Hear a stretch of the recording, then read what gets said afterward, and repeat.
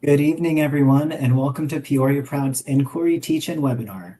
I'm River Russell, my pronouns are he, him, and I'll be your host for the evening.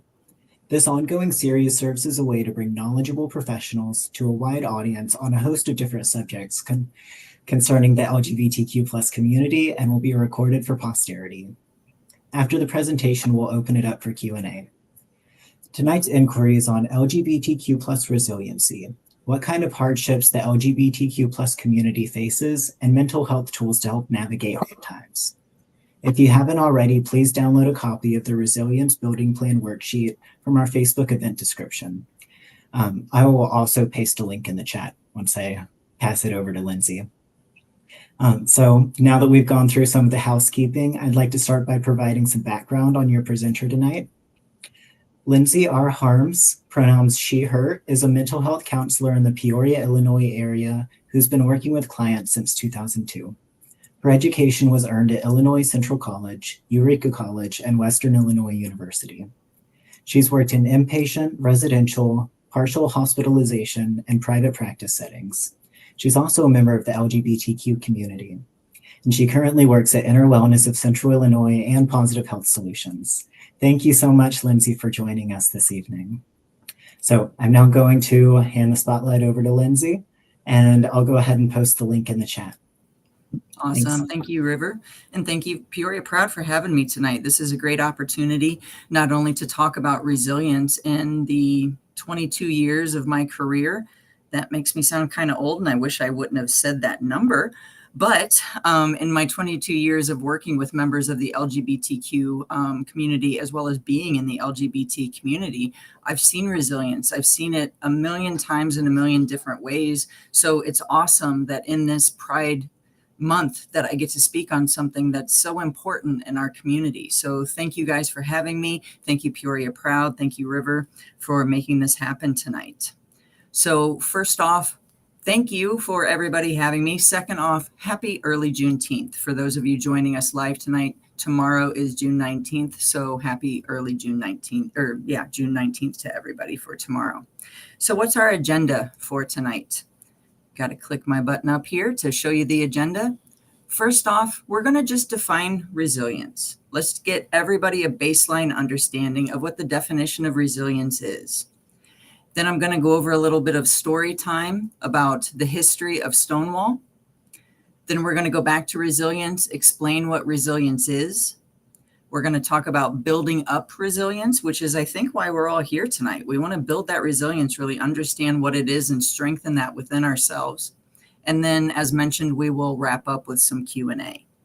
So as River mentioned, I provided a handout tonight that they linked to the event and also put in the chat. It would be great if you could download that, make that available for later in the discussion tonight, because we are going to review that, and it's a worksheet.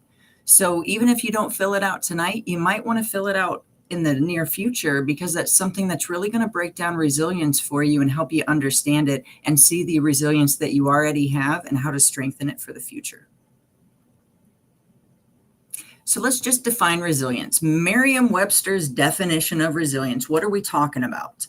They give two definitions of resilience. The first one is just a toughness, but they also explain it to be a capacity to withstand or to recover quickly from difficulties.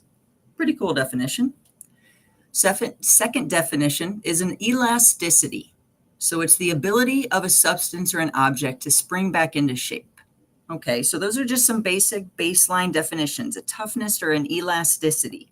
But what about mental resilience? We want to talk about that. So mental resilience refers to the ability to cope with or recover from significant stressors, challenges, or adversities. So it encompasses 5 key aspects of mental resilience. So first thing is adaptability. So mental resilience includes the capacity to adjust to challenging situations and find ways to move forward, not getting stuck in the situation. Mental resilience involves, secondly, emotional regulation. It's the skill of managing emotions effectively, including negative emotions without feeling overwhelmed. Now, we've all probably experienced an emotion and felt overwhelmed. Maybe it's grief, maybe it's anxiety, maybe it's depression, maybe it's anger. But emotional regulation in mental resilience involves managing those emotions effectively so that we don't get overwhelmed. Maybe we manage those emotions effectively by using our coping mechanisms, which is the third aspect of mental resilience. So this is the use of healthy strategies to deal with stress. So we might seek support, engage in self-care, use our problem solving. Those are all coping mechanisms. Mental resilience also involves being persistent.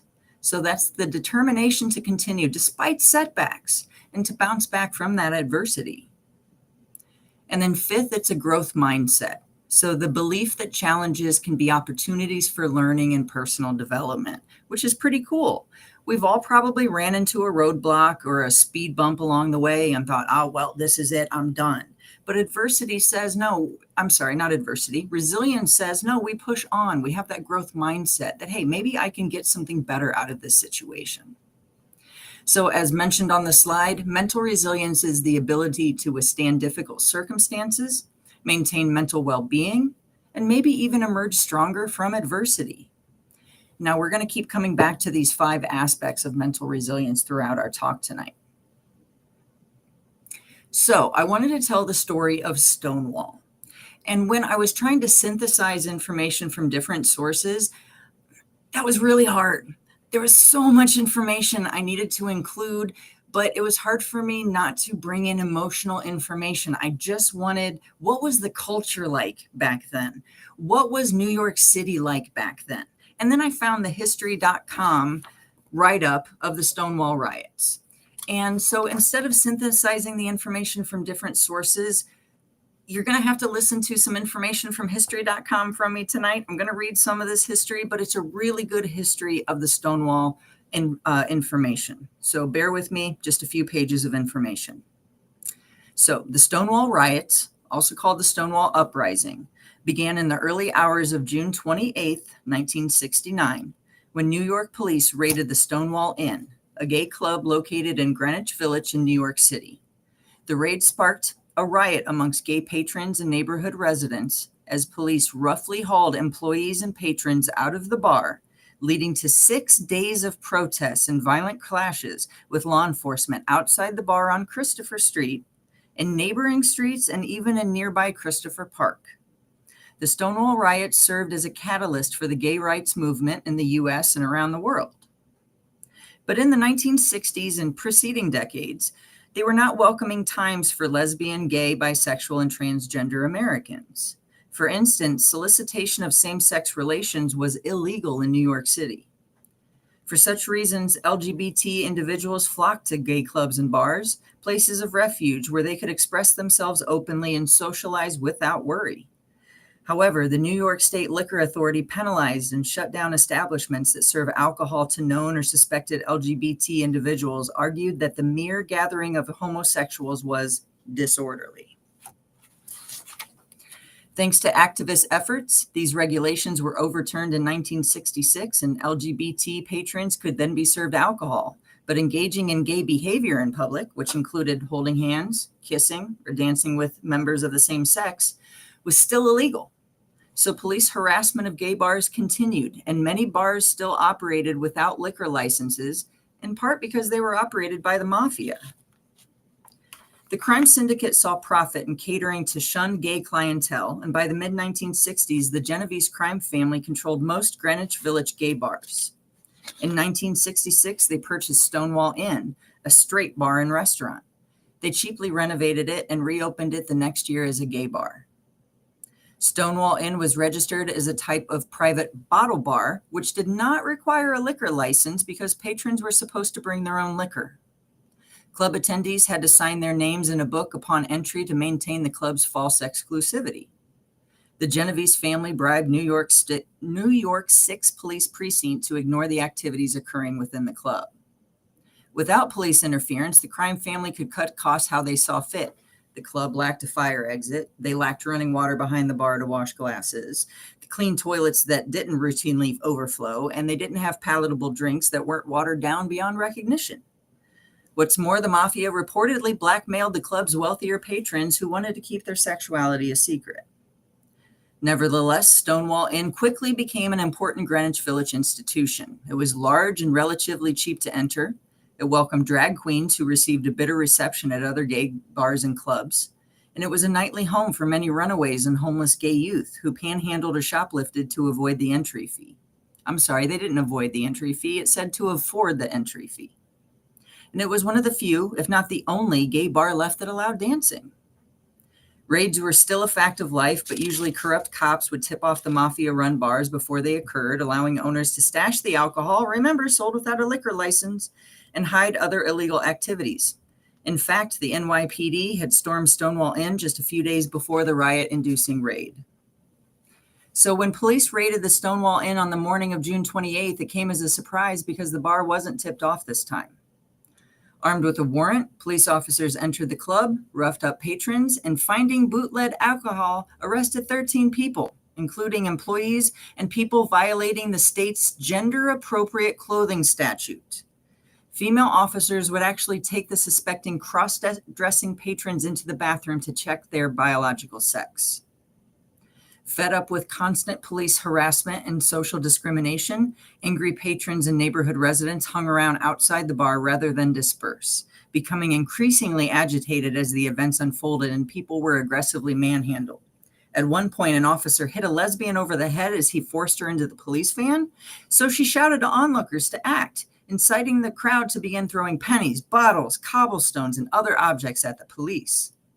Within minutes, a full-blown riot involving hundreds of people began. The police, a few prisoners, and a Village Voice writer barricaded themselves in the bar, which the mob attempted to set on fire after breaching the barricade repeatedly.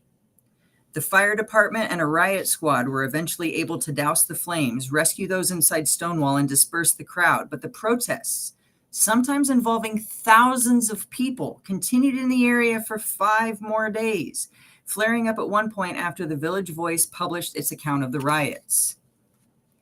Though the Stonewall Uprising didn't start the gay rights movement, it was a galvanizing force for LGBT political activism, leading to numerous gay rights organizations. On the 1-year anniversary of the riots on June 28, 1970, thousands of people marched in the streets of Manhattan from the Stonewall Inn to Central Park in what was then called Christopher Street Liberation Day, America's first gay pride parade. The parade's official chant was, "Say it loud, gay is proud." Thank you for listening to that story time. Let's go over some of the highlights of the Stonewall case. So Stonewall occurred, it's going to be the anniversary. I can't do math, but it's an anniversary in 10 days. That's a big deal, guys. This is a big deal. So remember, same-sex relationships were criminalized in New York State, and gay clubs and bars operated without liquor licenses, leaving them vulnerable to raids from police. This little bit of information actually came from outsideofhistory.com, but the police actually called the uprising from the LGBT community in attendance riots to justify their use of force. The community in attendance fought back against the raids because the Stonewall was regularly targeted. The uprising lasted for 6 days and it publicized the persecution of LGBTQ people. The people in attendance showed resiliency in the face of adversity to be their authentic selves. And remember that the 1-year anniversary of Stonewall was the reason for the first gay pride parade on June 28th, 1970. So we want to talk about those 5 components of mental resilience. Remember, I said we would bring those back once we compared it to Stonewall.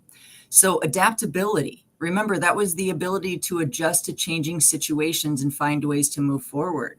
Think about being at Stonewall. Think about being one of those people when the police showed up and they brought the riot squad and fire departments and all of this stuff was happening. Those people had to continue to adapt.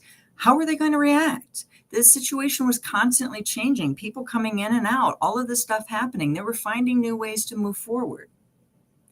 The individuals present were showing emotional regulation. They were having to manage their emotions over these constantly changing challenges. And they were trying to find ways to not feel overwhelmed.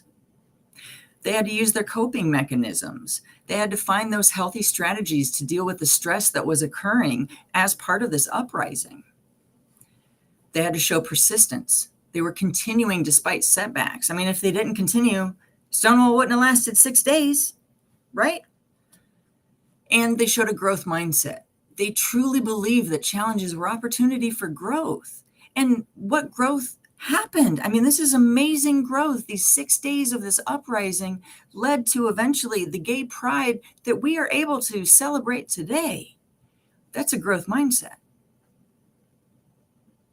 So let's just kind of back up and let's explain resilience a little bit more. We've talked about what is it by definition. We've kind of compared it to a real life scenario. Let's talk about just what is resilience. So some signs of resilience. Number one, we have a survivor mentality. Now, survivor mentality means, hey, I keep plugging away even though things may happen in my life. Now, an easy way to understand the survivor mentality is to compare it to the victim mentality. And most of us know somebody that shows that victim mentality on kind of a regular basis. They're the person that kind of is that woe is me, things happen to me, and I can't deal with it. When we are resilient, we overcome that victim mentality and we believe we are survivors, that even though things may happen to us, we can overcome them and we can continue to move forward. Another sign of resilience is that effective emotional regulation. As we mentioned before in the 5 signs of mental resilience, we have that emotional regulation that is effective. So I can manage my emotions, even emotions that I perceive as negative, even emotions that I perceive as very big and overwhelming, I can manage those to make them less overwhelming. Another sign of resilience is feeling in control. I should rephrase that. There are so many things in my life that I am not in control of. For number one, the weather. In Peoria today, where we are doing this webinar, it has been raining and kind of crummy all day. If I was in control of the weather, it would have been bright, sunshiny, maybe 75 degrees and a perfect day for everybody that loves 75 degrees. But that is something that's out of my control. So when we are resilient, we focus on those things that are within our control, and maybe we even show an internal locus of control. So when we have an internal locus of control, we believe that hard work, determination, and we choose the outcome of things in our life. Now, kind of like the survivor versus victim mentality, an internal locus of control is easy to understand when you understand an external locus of control. So an external locus of control means that I rely on luck and chance to determine the outcomes of things in my life. So when I'm resilient, I have that internal locus of control where I rely on my hard work and determination instead of luck and chance to get me by.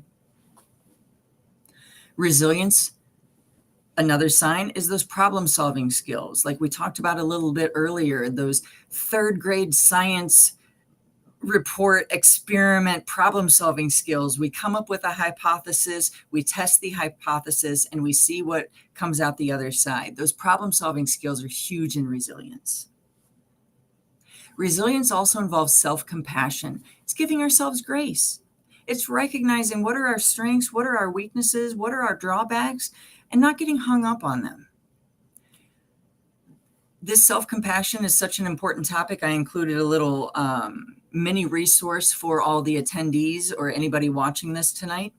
If you find that you need to test, explore, or even practice self-compassion, Dr. Kristen Neff is a great researcher in this area, and her website is selfcompassion.org, and there is a dash between self-compassion, so self-compassion.org. Go check that out if you feel that you need to strengthen your self-compassion. And the final sign of resilience we're going to talk about on this slide is a social support network.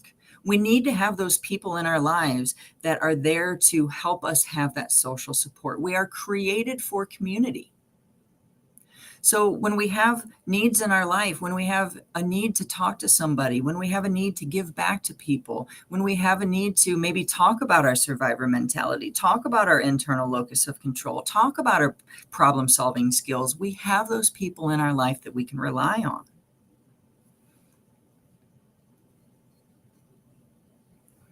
So what are the types of resilience? As shown on the slide here, we have 4 different types of resilience. So the first type is just physical resilience. How does the body deal with injury or illness? How quickly do we bounce back from a cold or the flu? How quickly do we bounce back from stubbing our toe? And as I mentioned earlier in the talk tonight, I've been seeing clients for over 2 decades. So my physical resilience is kind of diminishing as time goes on and my age creeps up there. So I need to make sure that my resilience in other areas is getting stronger as maybe my physical resilience is a little bit diminishing with age. So mental resilience is a second type of resilience. That's the ability to adapt to change and uncertainty. Not knowing what the future holds. All of us deal with that type of uncertainty on a daily basis. The third type of resilience is an emotional resilience. That's the ability to regulate emotions during time of stress. And then finally, we have social resilience, which is the ability of groups to recover from difficult situations. So let's talk about the types of resilience. And going back to Stonewall, let's talk about those folks again. So the physical resilience, the first type, the group decided to rise against the police regardless of injuries. Now remember, the uprising kind of started because the lesbian that was being escorted into the police car got hit over the head. And she said, hey, you hit me, let's hit them back. That was a sign of physical resilience. In mental resilience, comparing it to Stonewall, the group adapted to the uncertainty of the situation. They had not fought back in this type of environment, in this type of way with the New York Police Department before. So they were uncertain as to what was going to unfold in the situation. What was the future, the near future, going to hold in this situation? But they adapted to it. At Stonewall, they showed emotional resilience. The group regulated themselves in times of stress. When I read the history.com recount, you didn't hear that I was talking about, the group got down in the fetal position and cried for a few hours and then got up and did it again. They continued to regulate themselves in times of stress. And then finally, socially, that social resilience, that group banded together during the difficult situations. Remember, you heard me say at one point hundreds, and then at one point thousands of people were there uprising against the police. So, okay, we talked about Stonewall. That was a big deal. I mean, that's history. But to some of you, that might feel like ancient history. To those of us that are a little bit older, it doesn't feel like that much ancient history. So let's talk about some everyday resilience, some situations where we might have to show resilience in an everyday situation. So example number one, I'm driving to work. Maybe I'm even running a little bit late, and I start hitting every red light on my way to work. So I'm thinking, all right, I just took this little class. I just did this webinar on resilience. I'm going to turn on my radio. I'm going to listen to music. I'm going to respond to this. But every one of my preferred channels has commercials. Oh, frustrating, right? Example number two, having a rough day. So I think, what better idea than to go to McDonald's and get myself a McFlurry as a treat? I get into the parking lot and I see that the drive-thru is long. All right. Manage my emotions. I'll just wait in the drive-thru. I get up to order and they tell me that the McFlurry machine is down. What was I expecting? I mean, there's internet jokes about this. Come on. Maybe a couple more a little bit serious situations. You have a friend that says we need to talk, but they say they can't talk until later. Ugh, how frustrating is that? Or the last example here, maybe you had some medical tests done through your doctor's office and the results posted to your MyChart account, but they posted late Friday afternoon and your doctor's office is closed and the results were abnormal. Well, what do we do in these situations? What do we do when everything we are trying in our daily life seems to be running us into one of those speed bumps, as I like to call them, something that's uncomfortable that just slows us down? Well, we can continue to be resilient. We can show that adaptability. When I was hitting every red light on the way to work and I tried to listen to the radio, I didn't just say, well, I was resilient once, screw it, that's it, that's all I got. No, remember that adaptability says I continue to adapt to the situation. I continue to regulate my emotions in the situation. Maybe I use some coping skills. So the McFlurry machine is down, that ice cream machine is always down. Maybe I need to be prepped with a coping machine just in case it's down this time. I want to show that persistency. I want to be persistent. I don't want to just try one coping skill and then say, well, it didn't work. Maybe I need to try the same coping skill again. Well, I don't want to try it a third time, because if it hasn't worked the first 2 times, third time it might not work. So maybe I need to try a different coping skill for that third time I'm coping. And then having that growth mindset. Maybe I need to try something I've never tried before, because I'm going to eventually get abnormal results from my doctor's office. I'm going to get stuck in traffic. The ice cream machine is going to be down at McDonald's. These things are going to happen.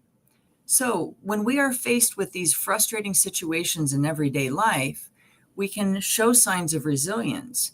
And when we experience these things, if we can point out where I was adaptable, where I regulated my emotions, where I showed my coping skills, where I was persistent, where I showed a growth mindset, then we can look back on that and say, hey, look at that. I was resilient. And maybe next time we'll be even more resilient. So how do we become more resilient? Let's start talking about building this. So first thing we want to do is start reframing negative thoughts. So what does that mean? I want to give some examples. So let's go back to those everyday examples of resiliency. Now, some of you watching tonight, or maybe watching the recording, might agree with me that when I'm hitting those red lights on the way to work, my brain can kind of slip into, oh, this always happens to me. Or I never hit every green light on the way to work.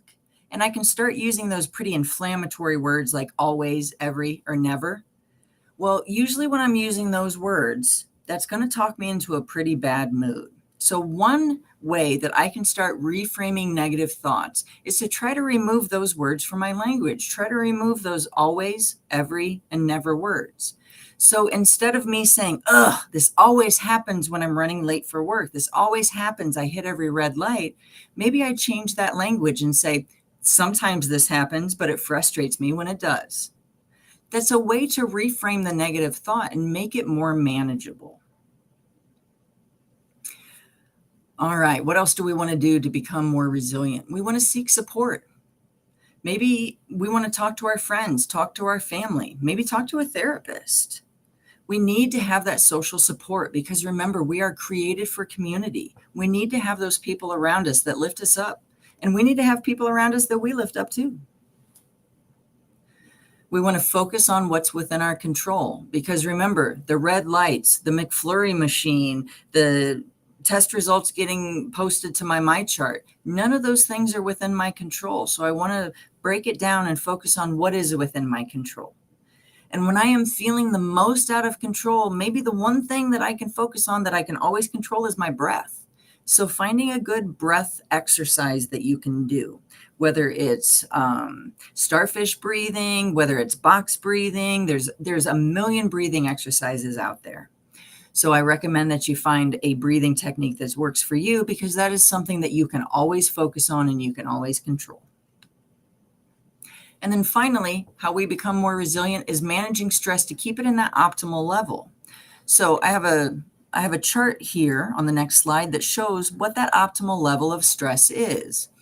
Now you will see across the bottom of the chart that we have low stress, optimal stress in green, and high stress at the far right. And then on the left side of the chart, we have our performance. So you'll see if our stress is too low, we're either asleep or just alert. But as the chart goes to the right, if stress is too high, we can start experiencing anxiety, disorganization, or even be impaired. So there is an optimal level of stress there in the middle, where stress is optimized for performance. Too little stress, we're not motivated to action. Too much stress and we're impaired. That optimal level of stress is where we build resilience. Okay, so remember earlier I mentioned the handout that River made available to everybody. Now we are going to talk about that handout. That is the Resilience Worksheet by Oregon Health and Science University Sydney I believe is how you say the last name, who is a PhD associate professor. And this is the worksheet. So you'll see it's a little hard to see on the slideshow, which is why I provided it to everybody. Plus, it's a handout. So print it out, write all over it, use this as your resilience planning worksheet, because that is truly what it is. So I'm going to go over this kind of briefly. I realize I've been a little long-winded tonight and I'm taking a little bit too long. So first things on this handout, what we want to do is build our resilience. So we need to know where we're starting. We need to know our baseline. So the first thing that this handout talks us through is recognizing the signs of stress in your body. Where do you feel stress when it happens?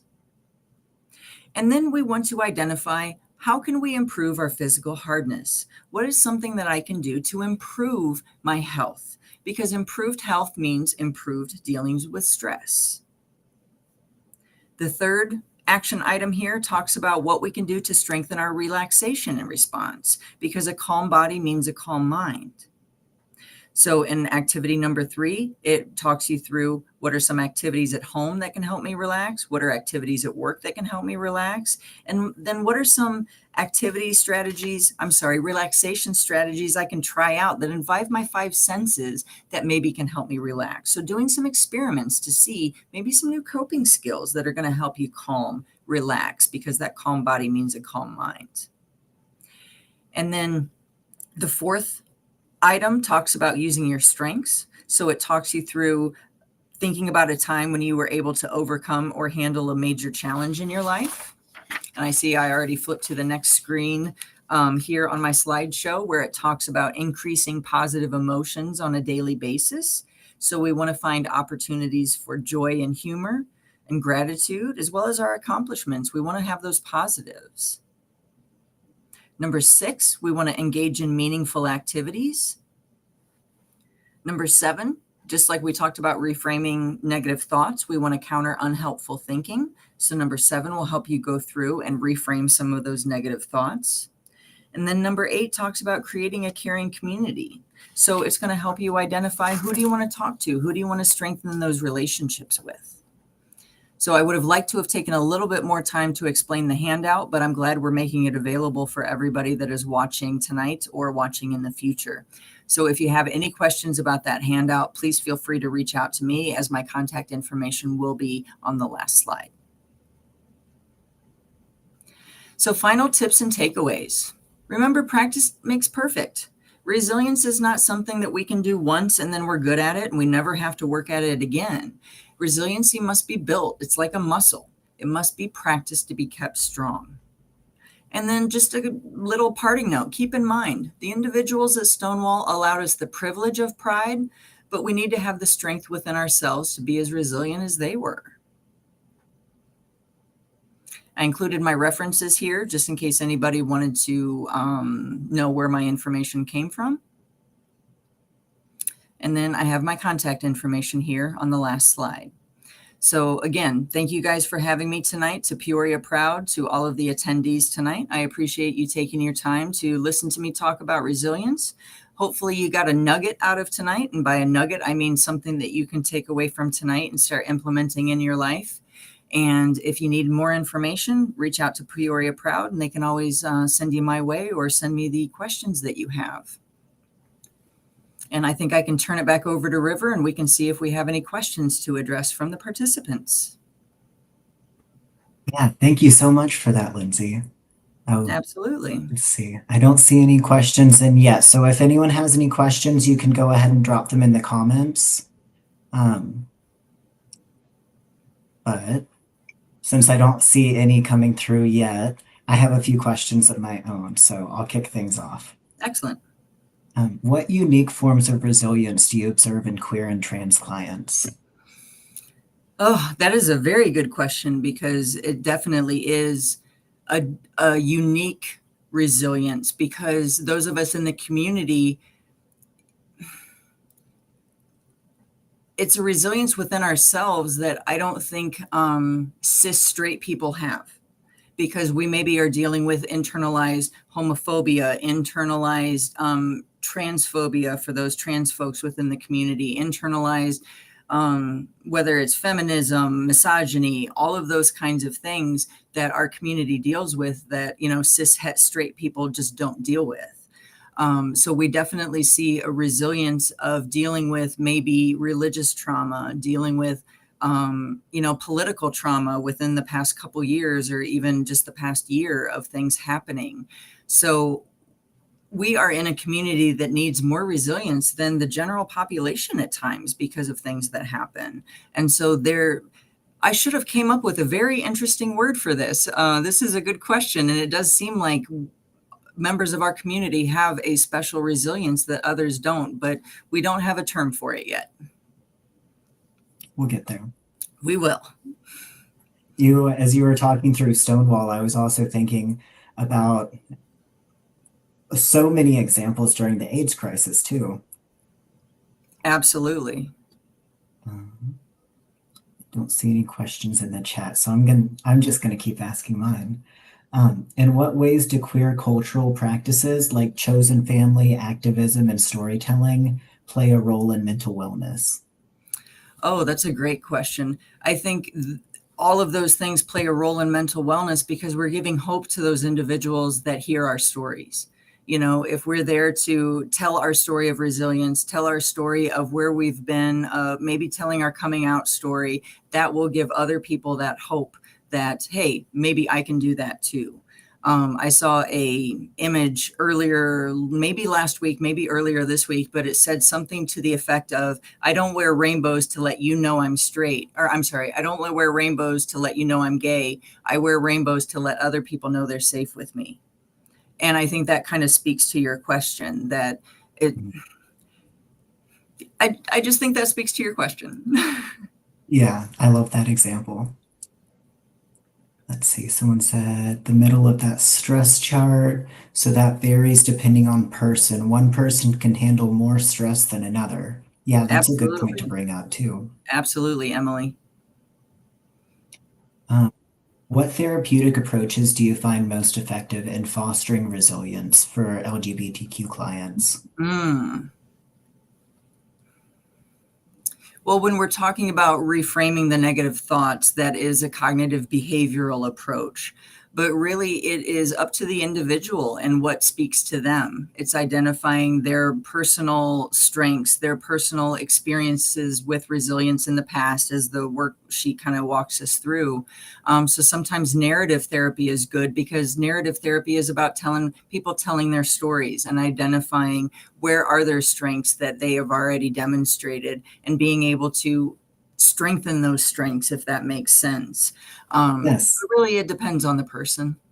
I went through a Strength Finders training with my whole team. I'm an accountant. I had to go through a Strength Finders training with my whole team. There was such a big emphasis on strengthening your strengths. Don't focus on your weaknesses. Work on what you're already good at. Absolutely. So I love that you said that.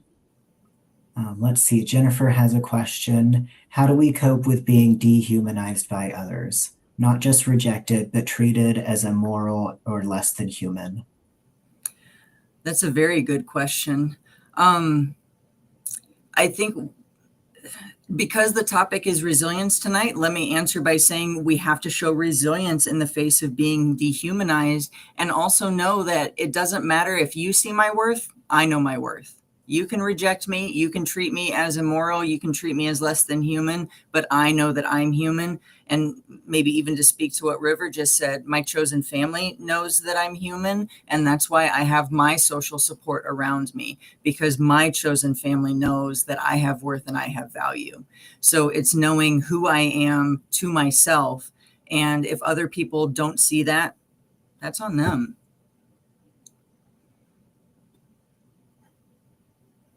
Let's see. Emily asked, how do you build resilience when there seems to be chaos all around, including stressors you may not realize? That's a very good question because it seems like there is constantly chaos all around. And yes, there are stressors that sometimes we don't even realize. And this reminds me of the example of frogs. And I don't know what breed of frog, but there is a breed of frog that if you put it in a pot of water that is room temperature, but you put it then on the stove and turn on the heat, the frog will stay in the water until it boils and dies. It just acclimates to the heat and it will not escape. And so I think that's really interesting because as humans, we kind of do that with stress. We will just stay in a stressful situation until we're essentially boiled by the stress. And then we say, oh, how do I deal with this? So when there is constant stress, constant chaos all around us, we have to kind of think back to our worksheet. How do we calm our body, calm our mind? So we have to create those spaces of peace. We have to create those safe places for ourselves, whether that is in a person, in a group, a physical location, like my bed at home is my safe space. We have to identify what is that safe space and then kind of build from there. So I have that resilience maybe in that space, and then I want to build resilience onto that. So it's a little bit longer of an answer than that, but that is where I would start. I would start with building resilience as building my safe space that I start from, and then kind of building onto there. Emily, yes, that is the one that asked that question. Mm-hmm. Just because I had therapy a few hours before this, Okay. that made me think about something my therapist and I were talking about.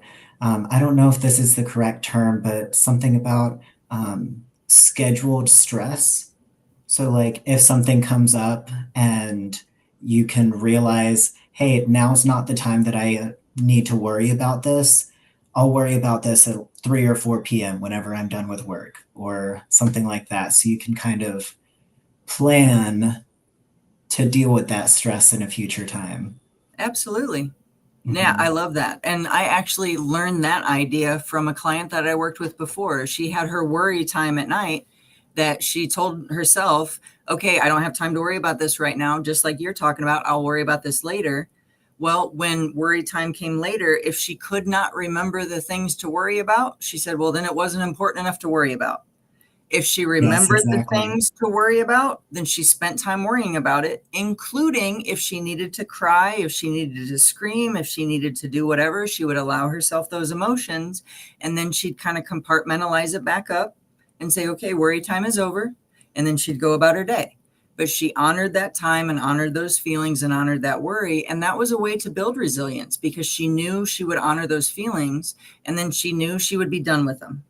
And I really liked that idea. So I like that scheduled stress or scheduled worry time. That's a cool idea. I love that. Okay. And questions in the chat. Um, what lessons can be learned from the hardships the queer community faced in the past? And what are the risks of ignoring the past lessons? Well, I think the lessons from the hardships in the past are the brighter days are coming. You know, when we think about Stonewall, something that I learned, I did not know this until I was researching for this speech.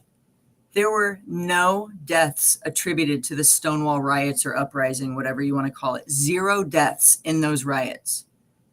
That's pretty incredible. Thousands of people were rioting and nobody died. There was one death, and it was a cab driver that drove close to the event. And when the rioters swarmed his cab, he had a heart attack and subsequently passed away. That was the only person associated with Stonewall that passed away. That is pretty incredible. So I think the lessons learned are that there's brighter days ahead, that Stonewall was a pretty ugly 6 days in New York history, New York City history. But what came out of Stonewall was beautiful. It's pride parades, it's pride celebrations, it's I can't remember the exact term that the article used, but it's civil liberties unions, and I'm going to try to turn to the human rights campaign, the gay rights organizations. I just couldn't think of that term. All of the gay rights organizations that came out of it. So even though there's so much crappy stuff going on for LGBTQ community right now, there are brighter days ahead. And I think if we ignore the past, we're going to ignore the hardships that made us resilient. Mhm. Yeah, that's absolutely true. Um, I'll ask 2 more questions, and then if nothing else comes in, we can wrap things up. How does intersectionality like race, class, disability, and immigration status influence resiliency in queer and trans clients? Oh, it just means you have to have even more resiliency. Absolutely. Yeah, anytime somebody anytime somebody is in maybe a marginalized or a minority population, the discrimination, all of that kind of stuff, oppression, all of that just causes more need for resilience. So anybody that's in, that kind of dual minority population just has even more need for resiliency. To our last topic, Emily said the current climate feels like we're taking a step back, including removing historical signage at Stonewall. I think the protests helped, but it is a lot. You know, I don't know if you want to speak to this, but I've seen a lot of people who are actually and organizations getting together to try to preserve LGBTQ history. So, kind of speaking on resiliency, our theme for the night, I think Absolutely. it's kind of driving a need for speed of documenting queer history. So, there is erasure going on, but I feel like the masses are kind of rising up, and we're not going to be erased. Absolutely. We fought too hard to come this far, and we're not going to forget the fight that we've had to get here. Yeah. Okay, my last question. What are some overlooked or underestimated sources of strength in LGBTQ people?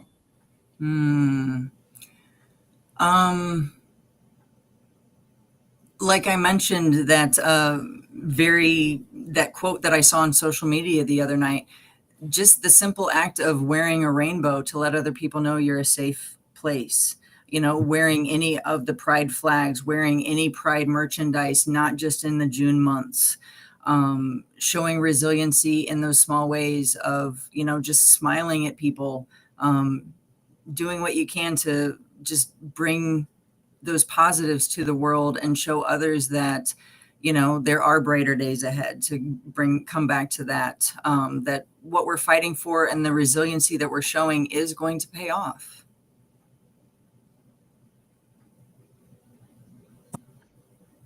And I don't see anything else rolling in.